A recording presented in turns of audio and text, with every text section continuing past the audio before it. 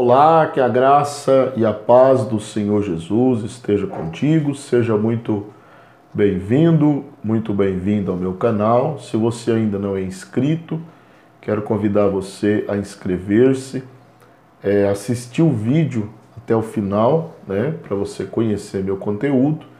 Deixar o like aí, se você puder me ajudar para impulsionar o canal, compartilhar nas suas redes sociais, também deixar um comentário, porque isso ajuda muito na divulgação aqui do canal. Nós vamos hoje gravar mais um vídeo, né, da série Apologética. Nós estamos estudando alguns grupos religiosos e comparando as suas doutrinas com o que a Bíblia ensina. Em todos os vídeos nós já temos uma playlist aqui no canal. Você pode acessar e assistir alguns vídeos que já temos lá. E você vai ver que em todo vídeo, no início, eu digo que este canal não é para criar contendas, não é para criar intrigas, é somente um estudo, né, de alguns grupos religiosos e confrontando os seus ensinos com a Bíblia Sagrada. Nós estamos aqui para sermos o dono da verdade, porém estudando a Bíblia com mais clareza. Uma outra coisa que eu gostaria de te pedir, se você puder, né, abençoar o meu canal com qualquer valor que você puder, eu vou deixar o Pix aqui no primeiro comentário fixado. Se você puder abençoar o meu canal, para que nós possamos crescer mais, com qualquer valor, Deus vai te abençoar por isso. Hoje nós vamos estudar algumas doutrinas, né, pelo menos 7 aqui, resumidamente, lógico, né, sobre os Mormons, né, a igreja dos santos dos últimos dias, é a igreja dos Mormons. Então, primeira doutrina que eles ensinam é que eles aceitam que há erros que foram introduzidos na Bíblia ao longo dos séculos até chegar em nós. Então eles aceitam que a Bíblia contém erros. Mas quando você compara esta afirmação com 2 Timóteo, né, 3:16, onde nós lemos o seguinte: toda a Escritura divinamente inspirada é proveitosa para ensinar, para redarguir, para corrigir e para instruir em justiça. Eu estou lendo na Almeida Corrigida, Revista Corrigida. A Bíblia, a versão Almeida Corrigida Fiel, ela traz o seguinte: toda a Escritura é divinamente inspirada. Então, baseando esta afirmação com que os Mormons creem que há erros na Bíblia, nós podemos entender que esta é uma afirmação falsa, porque a Bíblia, ela é a palavra de Deus, inspirada por Deus, e assim não contém erros na Bíblia, não contém erros de doutrina, não contém erros de forma alguma, ela é inerrante, tá bom? Inerrante. Uma outra doutrina que os Mormons ensinam, né, é que a Bíblia, ela é incompleta, tá? Incompleta, e até porque eles usam, né, vai ser a terceira doutrina aqui, mais 3 livros auxiliares à Bíblia, que eles creem que, se viverem o que está escrito ali, serão salvos. Mas a própria referência de 2 Timóteo 3:16, que diz que a Bíblia, toda a Escritura é inspirada, já mostra que a Bíblia não é incompleta. Ela é suficiente, né, para a pessoa ser salva. Tudo o que precisou ser revelado já foi revelado nas páginas da Bíblia Sagrada, tá bom? Então ela não é incompleta, ela é completíssima, capaz de levar a pessoa à salvação. Nesse viés né, da ideia de que a Bíblia é incompleta, os Mormons usam mais 3 livros, que é o famoso livro de Mormon, né, Doutrinas e Pactos e a Pérola de Grande Valor.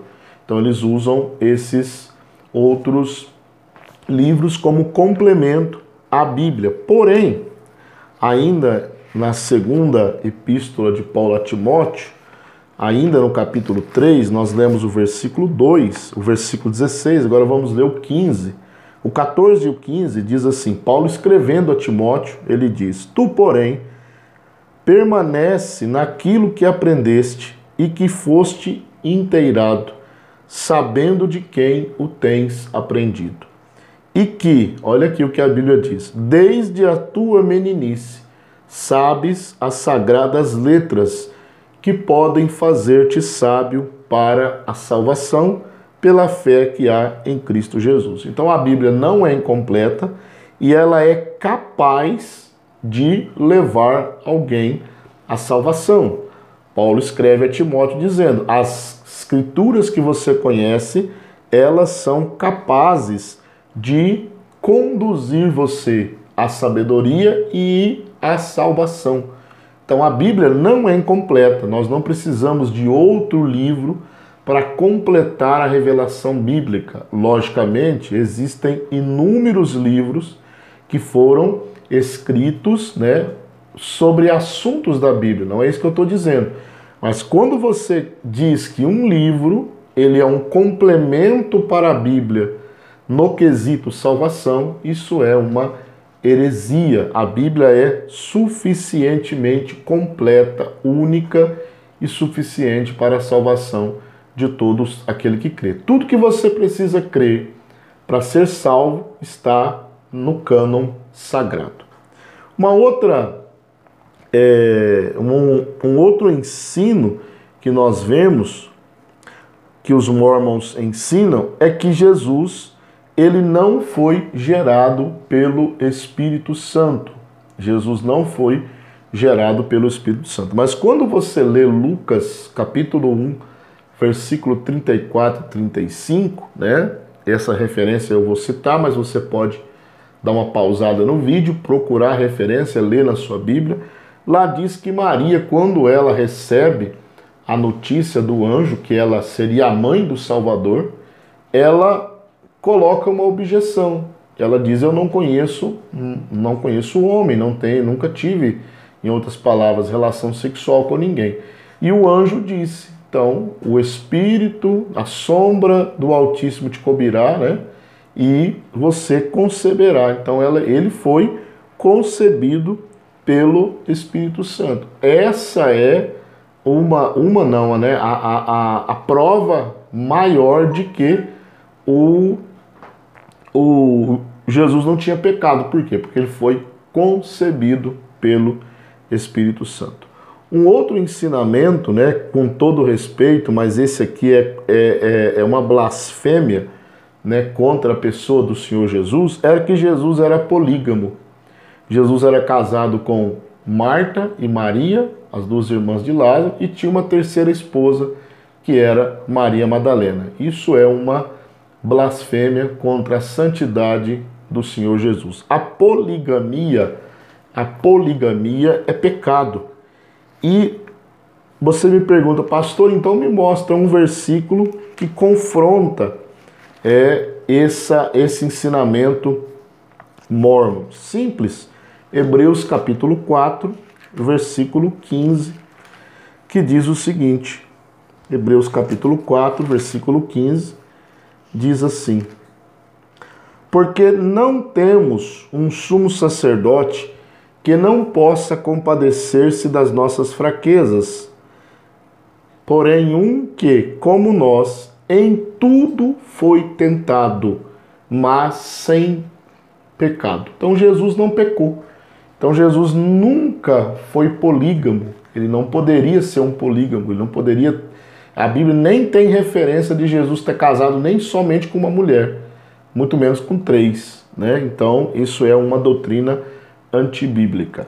Um outro ensinamento dos Mormons é que o casamento, quando uma pessoa se casa, o casamento não é só para esta vida, mas também para toda eternidade. Então a pessoa é casada aqui, ela continuará sendo casada na eternidade. Porém, Marcos 12, 25 diz que no céu não se casam e nem se dão em casamento.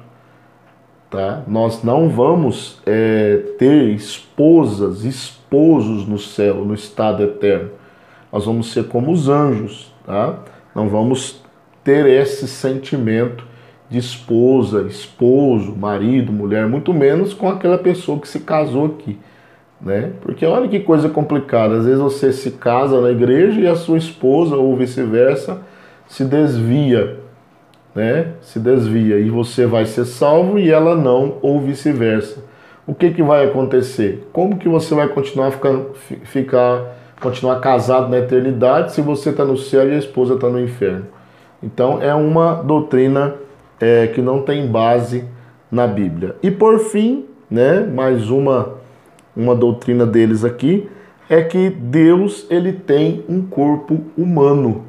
Então o Pai e Jesus também tem um corpo humano. Logicamente agora Jesus tem um corpo glorificado, mas o Pai tem um corpo. O único que não tem um corpo é o Espírito Santo. Porém, a Bíblia, isso segundo os mormons, né? Porém, a Bíblia diz em João 4 e 24 que Deus é espírito. Deus ele não tem um corpo físico. Deus é espírito. Então, Deus não pode ter um corpo físico simplesmente porque a Bíblia diz que Deus é espírito. Ok? Então, nós temos aqui algumas doutrinas mormon, né? E alguns versículos que confrontam essa doutrina, ok? Se você chegou até aqui, né, é porque você está gostando do vídeo. Então deixa aí o seu like para nos ajudar, né, a divulgar o canal para que Deus possa abençoar outras vidas. Que Deus em Cristo te abençoe, em nome de Jesus.